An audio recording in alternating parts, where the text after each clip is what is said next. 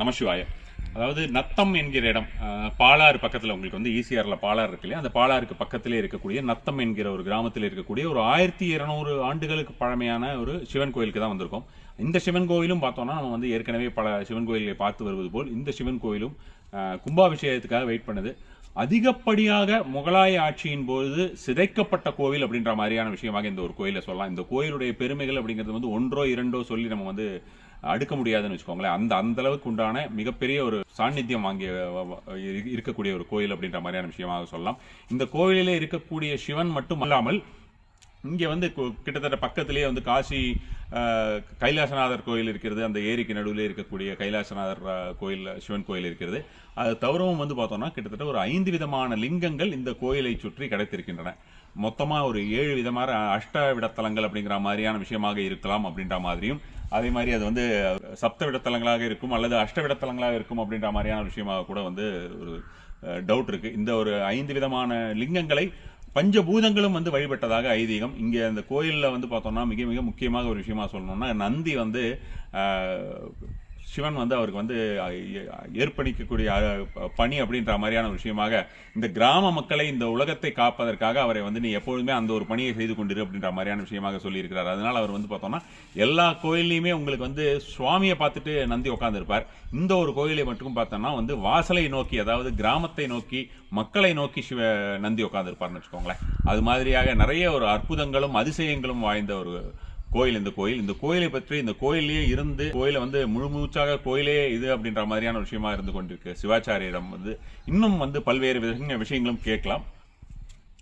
நமஸ்காரம். ஹரஹர நம பார்வதீபதயே ஹரஹர மகாதேவ. தென்னாடுடைய சிவனே போற்றி, தென்னாட்டவர்க்கம் இறைவா போற்றி போற்றி. இந்த ஆலயமானது 1200 வருடங்கள் பழமையான ஆலயம். இந்த ஆலயம் நிருபத்துங்க வர்ணமன், முதலாம் ராஜேந்திர சோழன், முதலாம் குலோத்துங்கன் ஆகிய கல்வெட்டுக்கள் இந்த ஆலயத்தின் சுவாமியின் சன்னதி சுற்றி காணப்படுகின்றது. இந்த ஆலயமானது நந்தி எம்பெருமானும் கிழக்கை நோக்கி உள்ளார், சிவனும் கிழக்கை நோக்கி உள்ளார். இந்த அம்பாள் வந்து சௌந்தர்ய நாயகி. அம்பாள் வந்து லக்ஷ்மி தேவி அவதாரமாக எடுத்து செண்பக வனத்தில் பூஜித்ததுனால இந்த சுவாமிக்கு செண்பகேஸ்வரரும், அம்பாளுக்கு சௌந்தர்ய நாயகி என்ற திருநாமம். இந்த அம்பாள் வந்து பாசாங்குசம் இல்லாமல், எல்லா ஊர்லாம் பார்த்தீங்களா, எல்லா கோவில்லாம் பார்த்தீங்களா பாசாங்குசம் இருக்கும். இந்த ஆலயத்தில் வந்து கையில் வந்து அம்பாள் நீலோத்பல புஷ்பம், பத்ம புஷ்பம் வச்சு பத்ம தாமரை பீட்டம் அதெல்லாம் காட்சி தருகிறார். 1200 வருடங்களாக ஸ்ரீ சக்கர பிரதிஷ்டை அம்பாள் பாதத்தில் வைக்கப்பட்டுள்ளது. லக்ஷ்மி ரூபம் இல்லையா? ஆமா, லக்ஷ்மி ரூபமாக அம்பாள் வந்து முதல்ல வந்து இங்க அம்பாள் தான் இருந்ததாகவும் அதுக்கப்புறம் தான் வந்து சுவாமியை வந்து பிரதிஷ்டை பண்ணாங்க. பூஜை பண்ணதுனால அவருடைய சுவாமி வந்து பூஜைக்கு விட்டதுனால அவர் வந்தார் அப்படின்ற மாதிரியான. அதே மாதிரி சண்முகர் சுவாமி பார்த்தோம்னா இங்க வந்து வலது பக்கம் இடது பக்கம் மயில் இருக்கும். எல்லா கோவிலையும் வலது பக்கம் இருக்கும். இந்த கோயில் வந்து இடது பக்கம் கை மயில் இருக்கும். சம்மாரம், தாரகாசுரோட சம்மாரம் பண்ணிட்டு ஏறி வந்த கோலமா சொல்லுவா. இடது பக்கம் இருக்கிற மயில் வந்து அசுர மயில் சொல்லுவா, வலது பக்கம் இருக்கிறது தேவ மயில் சொல்லுவா. இந்த சண்முகர் சுவாமி ரொம்ப விசேஷமானது இந்த ஆலயத்திலே. அது நம்ம வந்து பகை ரீதியா, அதாவது எதிரிகள் அந்த மாதிரியான கஷ்டங்கள் மனசுக்குள்ள எல்லாம் இருக்கிறவாளுக்கெல்லாம் இவரை வந்து இந்த மாதிரியான உடனடியான ஒரு பலன் கிடைக்கும் இல்லையா? சத்துருசமாத திருச்சதி இது மாதிரி அர்ச்சனை எல்லாம் சஷ்டியில வந்து பண்ணா ரொம்ப விசேஷம். சத்துருசமாத திருச்சதி எல்லாம் இங்க பண்றேன் இல்லையா? நடந்துட்டு இருக்கு. சுவாமி பேரு சண்பகேஸ்வரர். சுவாமி சன்னதி சுற்றி பார்த்தோம்னா கல்வெட்டு நிறைந்த ஸ்தலம் இது. கல்வெட்டு ஃபுல்லாகவே சுவாமி சன்னதி உள் பக்கமும் பார்த்தோம்னா வெளிப்பக்கம் பிராகாரத்தையும் பார்த்தா கல்வெட்டு நிறைந்திருக்கும். அதே மாதிரி எல்லா கோவிலில் பார்த்தீங்கன்னா பஞ்சகோஷ்டம் இருக்கும். இந்த கோவிலில் மட்டும் சப்த கோஷ்டம். ஒன்று வந்து பிட்சாட்டகர், கணபதி, தட்சிணாமூர்த்தி, லிங்கோத்பவர், பிரம்மா, துர்கை, சண்டிகேஸ்வரர், ஹரிஹரர், சங்கரநாராயண் சொல்லப்பட்டு 7 கோஷ்டங்கள் இங்கே அமைக்க. கோஷ்டங்கள் எல்லாம் பார்த்தோம்னா சிற்பரூபமாகவே இருக்கும். நம்ம வந்து இப்போ பெரும்பாலான ஒரு சிவன் கோயிலில் வந்து பார்த்தோம்னா சிற்பரூபமாக அந்த கோஷ்டங்கள் இல்லாமல் வந்து பார்த்தோம்னா சிலை ரூபமாக இருக்கும். இங்கெல்லாம் நீங்கள் வந்து பார்க்கும்போது பார்த்தோம்னா அப்படியே அந்த சிற்பரூபங்களாகவே இருக்கின்றன. இதில் இன்னும் ரொம்ப கொடுமை என்னன்னு பார்த்தோம்னா அந்த சிற்பங்களையும் வந்து அழித்திருக்கிறார்கள். அந்த சிற்பங்களையும் பார்த்தோம்னா ஒரு கையை உடைக்கிறது, காலை உடைக்கிறது அப்படின்ற மாதிரியான ஒரு சில விஷயங்கள் எல்லாம் செய்து அதையும் வந்து இப்போ வந்து அதுக்கு திருப்பணி செய்து அதை சரி பண்ணியிருக்காங்க. இதெல்லாம் வந்து எவ்வளோ ஒரு, அதான் சொல்கிற மாதிரி ஒரு 1200 ஆண்டுகளுக்கு முன்பு இருக்கக்கூடிய ஒரு இருந்த மக்கள் எல்லாம் வந்து அந்த ஒரு ராஜாக்களும் ஒவ்வொரு சிவனடியார்களும் எவ்வளோ ஒரு கஷ்டப்பட்டும் ஒரு பக்தியோட இந்த ஒரு விஷயத்தை செஞ்சுருப்பாங்க அப்படின்னு பார்த்தோம்னா நமக்கு வந்து இந்த மாதிரி அழிக்கிறதுக்கு மனசு வரக்கூடியதுங்கிறது ரொம்ப கஷ்டமாக இருக்கு மனசுக்கு. அதேமாரி சுவாமி சன்னதி நம்ம பார்த்தோம்னா துவாரத்தில் வந்து துவார கணபதி, துவாரம் முருகன் இருப்பார். எல்லா முருகனுக்கும் பார்த்தா வஜ்ர சக்தி இருக்கும். இந்த முருகனுக்கு வந்து பார்த்தா பிரம்மாவோட ஆயுதமான கிண்டியும் அட்சமாலை வச்சுருப்பார். பிரம்மாவுக்கு பொருளுக்கு பிரணவத்துக்கு பொருள் கேட்பார். பிரம்மாவுக்கு சொல்ல தெரியல அப்படின்றதுனால பிரம்மா தேவரை சிறையில் அடிச்சுட்டு முருகன் படக்கம் தொழிலை கொஞ்ச நாள் பண்ணதாக ஒரு ஐதீகமாக நின்ற கோலமாக இங்கே காட்சி தர்றார் இந்த முருகன். அதே மாதிரி எல்லா சிவாலயங்களும் பார்த்திங்கன்னா பெருமாள் ஆலயம் இருக்கும், நம்ம எல்லாரும் பார்த்துருப்போம் எல்லா சிவாலயங்களிலும். இந்த கோவிலில் வந்து ராமர் ஆலயம் இருக்கு. ராம லக்ஷ்மணர் சீதை ஆஞ்சநேயர் 3 பேருமே இங்கே இருக்கா. அதே மாதிரி சுந்தரர் சம்பந்தர் 4 பேரில் 2 பேர் மட்டும் இங்கே இருக்கா. அதே மாதிரி சூரியன், பைரவர், சனீஸ்வரன் தனியாக இருக்கார். 4 அஸ்தத்தோட சனீஸ்வரன் பெரிய மூர்த்தியாக இங்கே விளங்குகின்றார். அதாவது திருநள்ளாறுலயே வந்து பார்த்தோம்னா 2 அஸ்திரத்தோட தான் இருப்பார். இங்க வந்து இன்னும் வந்து வீரியம் மிகுந்தவராக இருப்பார்னு சொல்லலாம். நம்மளுடைய சனி தோஷங்கள், கர்ம ரீதியான பலன்கள், அந்த மாதிரியான கர்ம ரீதியாக நம்ம வந்து அனுபவித்துக் கொண்டிருக்கக்கூடிய அனைத்து விஷயங்களுமே இந்த சனி பகவானை வந்து நம்ம வந்து பிரார்த்திக்கும் போது கண்டிப்பான முறையிலே அதற்கு உண்டான தீர்வு கிடைக்கும். ஆஞ்சநேயர் வந்து செந்தூர கல்லால் ஆகப்பட்ட ஆஞ்சநேயர் சொல்லுவாங்க. செந்தூர கல்லாலே இருக்கு. அதுக்கும் பிரதிஷ்டை பண்ணணும், கோவில் கட்டி அது மாதிரி பண்ணணும் அப்படின்றது. இப்ப இங்க நம்ம வந்து தனித்தனியாக இருக்கக்கூடிய இந்த சிவலிங்கங்கள் பக்கத்துல நமக்கு கிடைச்சது இல்லையா, ஒரு 5 விதமான சிவலிங்கங்கள். இது வந்து 5 வழிபட்ட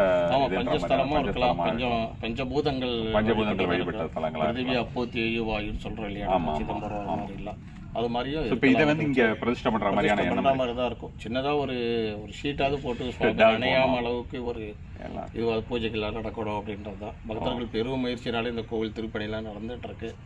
மேலும் இதை பார்க்கக்கூடிய பக்தர்கள், கேட்கக்கூடிய பக்தர்கள் எல்லாரும் வந்து திருப்பணி கைங்கரியத்தையும் செய்ய வேண்டும். கண்டிப்பான முறையிலே நீங்கள் இங்க வந்து பிரார்த்தனை செய்து கொண்டால் உங்களுடைய பிரார்த்தனைகள் வந்து பல்வேறு விதமாக விழிக்கும். எடுத்தோடனே இங்க வந்து அம்பிகைக்கு தான் முதலிலேயே நமக்கு வந்து பூஜிக்கிறார்கள். அதுக்கப்புறம் தான் அம்பிகைக்கு வந்து பூஜை செய்துட்டு தான் அதுக்கப்புறம் வந்து நம்ம வந்து சிவன் கிட்ட சுவாமி கிட்டே போறது.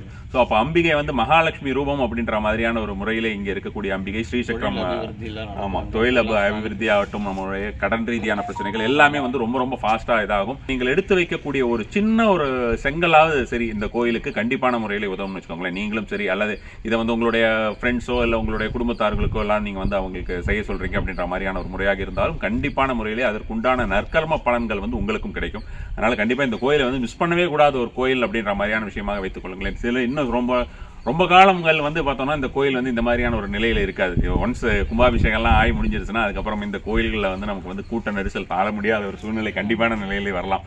ஸோ அது மாதிரியான ஏன்னா இந்த மாதிரியான கோயில்களை எல்லா மக்களுமே எல்லா டைம்லையுமே அப்படி ஒரு தெரிஞ்சுக்காம ஒரு இக்னோரன்ஸ்லேயே இருந்துட மாட்டாங்க. எல்லோருக்கும் வந்து தெரிவிக்க வேண்டும் அப்படின்ற மாதிரியான ஒரு கடும் முயற்சியிலே நாமும் வந்து இறங்கி இருக்கிறோம்.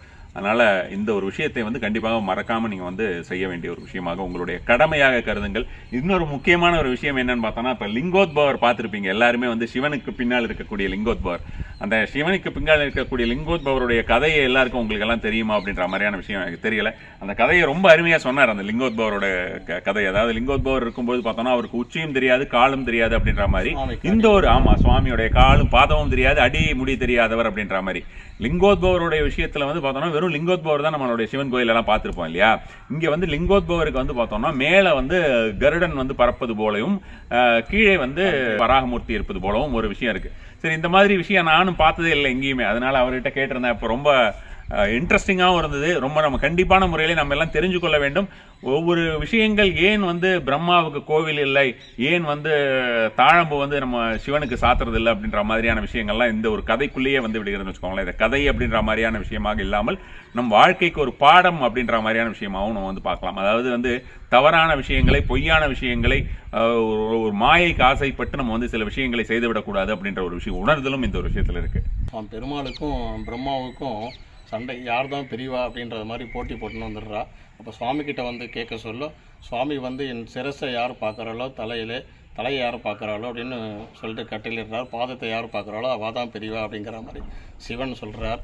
அதை பிரம்மா வந்து பரந்துருவமாக எடுத்துட்டு மேலே பறந்து போயின்னு இருக்கார் சிவனோட தலையை பார்க்க. பெருமாள் வந்து வராகமூர்த்தியாக சுவாமி பாதத்தை பார்க்க கீழே போயின்னு இருக்காரு.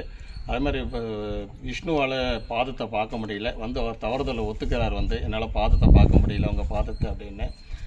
பிரம்மா வந்து மேலே போயிட்டே இருக்கார். மேலே போயிட்டு சிவனோட சிரஸை பார்க்க முடியாத காரணத்தில் அங்கிருந்து தாழம்பு ஒன்று வந்துட்டுருக்கு. சிவன் தலையிலிருந்து சாத்தி பூஜையை முடிஞ்சு எடுத்து போடுறா. அந்த தாழம்பு கீழே வந்துட்டுருக்கு. அப்போ பிரம்மா வந்து என்ன பண்ணார், சாட்சியாக கூப்பிட்டுக்கிறார் அந்த தாழம்பூவை. வந்து நான் சிவன் தலையை பார்த்து தான் நீங்கள் சொல்லணும் வந்து அப்படின்னு சொல்லிட்டு அந்த தாழம்பூவை வந்து சிவனானுக்கு வந்து சாட்சி சொல்கிறது. அப்போ சுவாமி எல்லாமே அறிஞ்ச சுவாமி இல்லையா அவருக்கு தெரியும் வந்து பார்க்கலட்டு. அதனால் பிரம்மாவுக்கு வந்து அவர் கோமுக ஸ்தானத்தில் இடம் கொடுத்துட்றாரு. கோவில் இல்லாமல் கோமுகத்திலே நின்றுருக்கணும் அப்படின்னு சொல்லிட்டு தாழம்பூவுக்கும் வந்து சுவாமிக்கு சாத்த மாட்டா. இந்த பூஜைகள்லாம் வந்து சிவராத்திரி அன்றைக்கி மட்டும்தான் தாழம்பூ 3வது காலத்தில் சாத்துவா. அந்த தாழம்பூவுக்கும் ஒரு சாபம் விட்டுறார் சிவபெருமான். இதனோட தான் கதை, இந்த லிங்கோத்பவருடைய கதை.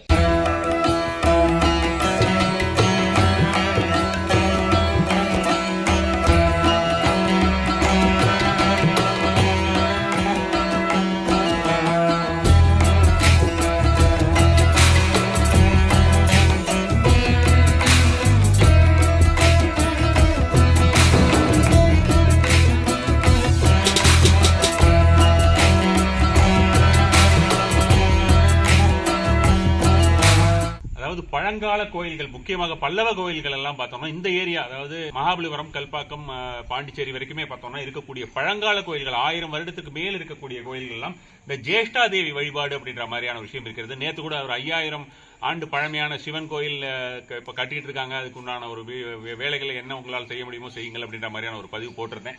அந்த ஒரு விஷயத்திலையும் பார்த்தீங்கன்னா ஒரு அற்புதமான கருங்கல் ஜேஷ்டா தேவியும் பார்த்துருப்பீங்க. பாறை வடிவில் இருக்கக்கூடிய ஒரு ஜேஷ்டா தேவி. இங்கேயும் வந்து பார்த்தோம்னா இந்த பாறையில் சிற்பமாக இருக்கக்கூடிய ஒரு ஜேஷ்டா தேவி தான், சன்னதி தான் தனியாக இருக்கிறதுன்னு வச்சுக்கோங்களேன். இந்த மாதிரியான ஜேஷ்டா தேவி வழிபாடு, அவங்களுடைய வயிறெல்லாம் பாருங்க, வயிறெல்லாம் கொஞ்சம் முன்பக்கமாக வந்திருக்கும். இந்த ஜேஷ்டா தேவியை ஏன் வழிபட்டார்கள், இந்த ஜேஷ்டா தேவியோடைய ஒரு பெருமை என்ன, இந்த ஜேஷ்டா தேவின்றதும் மூதேவி அப்படிங்கிறதும் ஒன்றும் கிடையாது. அது மாதிரி இருந்ததுன்னா கோயிலுக்குள்ள வச்சு வழிபட்டு இருக்க மாட்டாங்க. இதற்கு தனிப்பட்ட முறையிலே நிறைய விஷயங்கள் இதை பற்றி பேசலாம். அது என்ன அப்படின்றத நம்ம வந்து இன்னொரு தனி பதிவிலே பார்க்கலாம். அதுக்கு முன்னால் அந்த ஜேஷ்டா தேவியும் நீங்க தரிசனம் பண்ணிக்கோங்க. பார்க்கக்கூடிய அனைத்து சிவனடியார்கள் சார்பாகவும் அவர்களுடைய குடும்பம் தழைத்துவங்கு வாழ்வதற்காக அம்பாளுக்கும் சரி, இப்பொழுது ஐயனுக்கும் விசேஷ தீபாராதனை நடக்க போகிறது. கண்டிப்பான முறையில் பார்த்துட்டு நீங்களும் பிரார்த்தனை செய்து கொள்ளுங்கள். உங்களுடைய பிரார்த்தனையும் சரி, உங்களுடைய ஒரு கைங்கரியம் இந்த கோயிலுக்கு எந்த அளவுக்கு நீங்கள் வந்து திருப்பணி செய்கிறீர்களோ அந்த அளவுக்கு உங்களுடைய குடும்பம் வந்து தலை தூங்கி வாங்க.